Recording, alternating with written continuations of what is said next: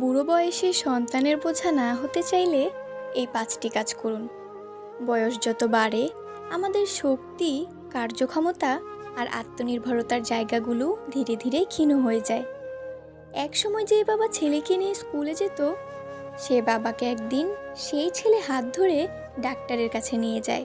যিনি একদিন সংসার চালাতেন, তিনি একদিন নিজের ছোটোখাটো প্রয়োজনের জন্য সন্তানের মুখ চেয়ে থাকেন। এটি জীবনের স্বাভাবিক ধারা। কিন্তু প্রশ্ন হলো, এই স্বাভাবিক ধারা যেন আত্মসম্মানজনক হয়, অপমানজনক না হয়। সেটার জন্য আমরা কি করছি? আমরা কি এমনভাবে জীবন সাজাচ্ছি যেন বুড়ো বয়সে সন্তানের বোঝা না হই? না হলে একসময় দেখবেন আপনার সন্তান হয়তো আপনার দায়িত্ব নিচ্ছে ঠিকই, কিন্তু মুখের হাসি হারিয়ে গেছে।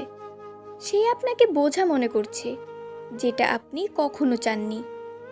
আজকের এই ভিডিওতে আমরা এমন 5টি গুরুত্বপূর্ণ কাজ নিয়ে কথা বলবো, যা আপনি যদি এখন থেকেই করতে শুরু করেন, তাহলে ভবিষ্যতে আপনার সন্তান আপনাকে ভালোবাসবে, সম্মান করবে এবং আপনাকে বোঝা মনে করবে না। আপনি হবেন সম্মানিত একজন অভিভাবক, বোঝা নয়। তাহলে চলুন সে 5টি গুরুত্বপূর্ণ কাজ নিয়ে আলোচনা করা যাক। নাম্বার 1, আর্থিক স্বাধীনতা নিশ্চিত করুন। সবার আগে যেটা জরুরি, অর্থনৈতিকভাবে আত্মনির্ভরতা।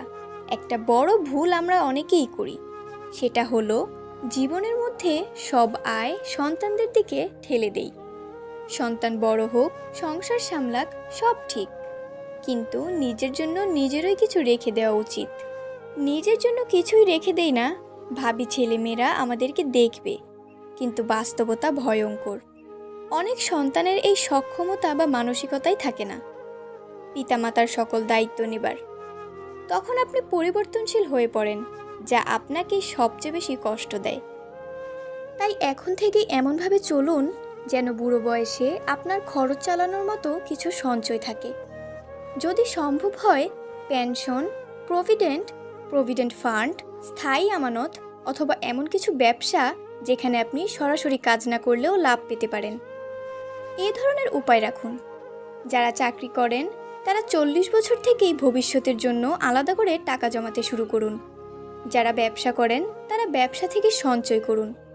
ভবিষ্যতের জন্য একটা ইমার্জেন্সি ফান্ড গড়ে তুলুন। কারণ দিন শেষে টাকা আপনার সম্মান, আপনার স্বাধীনতা নিশ্চিত করে। অর্থের অভাবে আপনি নিজেকেই ছোট মনে করবেন, আর সন্তানেরা যদি খরচের চাপে বিরক্ত হয়ে পড়ে, সম্পর্কের সৌন্দর্য হারিয়ে যাবে। নাম্বার 2, শারীরিক ও মানসিক সুস্থতায় বিনিয়োগ করুন। বুড়ো বয়সে সবচেয়ে বড় যুদ্ধটা হয় শরীর আর মনের সঙ্গে। যখন শরীর বয়সের ভারে ক্লান্ত হয়ে পড়ে, তখন আপনি অন্যের সহায়তা ছাড়া চলাফেরা করতে পারেন না। আর মন, সেটা তো দুর্বল হয়ে পড়ে, অবসাদে ডুবে যায়। এজন্য এখন থেকে শরীর ও মনের যত্ন নেওয়া শুরু করুন। প্রতিদিন অন্তত 30 মিনিট হাঁটাহাঁটি করুন। স্বাস্থ্যকর খাবার খান। অপ্রয়োজনীয় ফাস্টফুড এড়িয়ে চলুন। নিয়মিত স্বাস্থ্য পরীক্ষা করান। বিশেষ করে 45 পেরিয়ে গেলে মানসিকভাবে সুস্থ থাকতে হলে নিজের পছন্দের কিছু করুন। কবিতা পড়া, বই লেখা, গাছ লাগানো, মসজিদে যাওয়া, সমাজসেবায় যুক্ত হওয়া, যা কিছু মনকে শান্ত করে তা করুন। বয়স বাড়ার সঙ্গে সঙ্গে যদি আপনি শারীরিক ও মানসিকভাবে শক্ত হয়ে থাকেন, তাহলে আপনি নিজের কাজ নিজেই করতে পারবেন। সন্তানের ওপর নির্ভরশীল হওয়ার প্রয়োজন পড়বে না। আর আপনি যদি সবসময় অসুস্থ থাকেন, চিন্তিত থাকেন, মানসিকভাবে ভেঙে পড়েন, তাহলে সন্তানদের ওপর একটা অদৃশ্য চাপ পড়ে, যা ধীরে ধীরে বিরক্তিতে রূপ নেয়। সুতরাং সুস্থ থাকুন, এটাই হবে আপনার সবচেয়ে বড় দায়িত্ব। নাম্বার 3, সম্পর্ককে চাপে নয়, ভালোবাসায় গড়ে তুলুন। অনেক সময় বাবা মায়েরা সন্তানদের ওপর অযথা নিয়ন্ত্রণ আর নির্দেশনা চাপিয়ে দেয়। আমি তোমার বাবা, তোমার এত দায়িত্ব, তুমি কি করছো না করছো সব আমাকে বলতে হবে। এই ধরনের কথাবার্তা সম্পর্ককে বিষিয়ে তোলে। আপনার সন্তান বড় হয়েছে, ওর নিজস্ব জীবন আছে। আপনাকে ভালোবাসে মানে এই না যে সব সময় ও আপনার মতো চলবে। ওর নিজের মতো থাকবে, নিজের পরিবার থাকবে। আপনার সঙ্গে সম্পর্ক রাখতে বাধ্য নয়, সেটা গড়ে তুলতে হয়। তাই এখন থেকেই সন্তানের সঙ্গে বন্ধুত্বপূর্ণ সম্পর্ক গড়ে তুলুন। ওর কথা শুনুন, ওর মতামত সম্মান করুন। ওকে শুধু উপদেশ দেবেন না, মাঝে মাঝে নিজের ভুল স্বীকার করুন। যত বেশি আপনি ভালোবাসা দিয়ে সম্পর্ক গড়ে তুলবেন, তত বেশি ও আপনাকে শ্রদ্ধা করবে। আর যত বেশি আপনি সম্পর্কের ওপর কর্তৃত্ব চাপাবেন, তত বেশি সে আপনার কাছ থেকে দূরে সরে যাবে। একটা কথা মনে রাখুন, বুড়ো বয়সের সন্তান যদি আপনাকে বোঝা ভাবে, তাহলে আপনি হয়তো নিজের জীবনে কোথাও না কোথাও এমন কিছু করেছেন যেটা সম্পর্ককে ভারী করে দিয়েছে। নাম্বার 4, নিজের ব্যক্তিত্ব ধরে রাখুন। সব কিছুতে হস্তক্ষেপ করবেন না। অনেক বাবা মা রয়েছে যারা বুড়ো বয়সে এসে সন্তানের সংসারে হস্তক্ষেপ করা শুরু করেন। ছেলে কি কিনলো, বউ কি পরলো, কার সঙ্গে দেখা করলো, সব কিছুতেই মতামত দেন। এতে সমস্যা হয়, সন্তান বিরক্ত হয়, পুত্রবধূ বা কন্যা জামাই রাগ করে, পরিবারে অশান্তি বাড়ে। আপনি যদি সবসময় হস্তক্ষেপ করেন, তাহলে একসময় সন্তান বলবে, বাবা তুমি থাকো, কিন্তু নিজের মতো থাকো। এই নিজের মতো মানে অনেক সময় এক ঘরে করে দেওয়া, একা করে দেওয়া। এই অবস্থা থেকে বাঁচতে হলে আপনাকে নিজের ব্যক্তিত্ব বজায় রাখতে হবে। অন্যের সংসারে কমেন্ট করা, হুকুম করা, এই অভ্যাস ছাড়তে হবে। আপনার জীবন আপনার সন্তানদের জীবন। ওদের আপনি হবেন পরামর্শদাতা, পরিচালক নন। আপনি হবেন অভিভাবক, শাসক নন। নিজের একটা জগৎ তৈরি করুন, যেখানে আপনি বই পড়বেন, বন্ধুদের সঙ্গে সময় কাটাবেন, হয়তো কোনো সমাজসেবায় যুক্ত থাকবেন।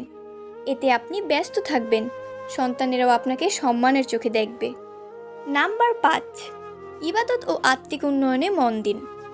বয়স বাড়ার সঙ্গে সঙ্গে মানুষ আল্লাহর দিকে বেশি ঝুঁকে পড়ে, এটাই স্বাভাবিক। আপনি যদি সময় থাকতে ইবাদতে মনোযোগী হন, তাহলে আপনার সন্তানেরাও দেখবে আপনি একজন ধার্মিক, আত্মিকভাবে পরিপূর্ণ মানুষ। এতে তারা আপনাকে শ্রদ্ধা করবে। আপনি যদি 5 ওয়াক্ত নামাজ পড়েন, কুরআন তেলাওয়াত করেন, মসজিদে যান, ভালো কাজ করেন, তাহলে আপনার সন্তানেরাও শিক্ষা পাবে। তারা ভাববে, আমার বাবা মা শুধু ভোগে নয়, ত্যাগেও বিশ্বাসী। এই আত্মিক উন্নয়ন আপনাকে এমন এক সম্মানের আসনে বসাবে, যেটা টাকা দিয়ে কেনা যায় না। আপনি আল্লাহর কাছেও প্রিয় হবেন, সন্তানদের কাছেও সম্মানী হবেন। সবচেয়ে বড় কথা, যে ব্যক্তি নিজেকে আত্মিকভাবে উন্নত করে, সে দুনিয়ার অভাব অভিযোগে কম কষ্ট পায়। তার মন শান্ত থাকে, সন্তুষ্ট থাকে। এই মনই আপনার বুড়ো বয়সকে গৌরবময় করে তুলবে। জীবনটা খুব বড় কিছু নয়, কিন্তু এর প্রতিটি অধ্যায় গুরুত্বপূর্ণ। আপনি হয়তো এখন সুস্থ, শক্তিশালী, কর্মক্ষম, কিন্তু একদিন আপনি হবেন বয়স্ক, দুর্বল, পরনির্ভরশীল। তখন আপনি কি চান? আপনার সন্তান আপনাকে সম্মান করুক, ভালোবাসুক, নাকি বিরক্ত নিয়ে আপনার দায়িত্ব পালন করুক? আপনার আজকের সিদ্ধান্ত নির্ধারণ করবে আপনার আগামী বুড়ো বয়স কেমন হবে। আপনি বোঝা হবেন নাকি আশীর্বাদ, সেটা আপনি নিজেই গড়ে নিতে পারেন। আসুন আমরা সবাই সেই কাজগুলো করি যেগুলো আমাদের বুড়ো বয়সে সম্মানের, ভালোবাসার, আত্মনির্ভরতার এক রূপ দেবে। সন্তানদের কাছে আমরা হয়ে যাব আশীর্বাদ স্বরূপ, বোঝা নয়। ভিডিওটি ভালো লেগে থাকলে শেয়ার করুন, কমেন্টে আপনার মতামত জানান এবং সাবস্ক্রাইব করতে ভুলবেন না। দেখা হবে আবার পরবর্তী ভিডিওতে। ততক্ষণ ভালো থাকুন, সুস্থ থাকুন এবং আমাদের চ্যানেলের সাথেই থাকুন।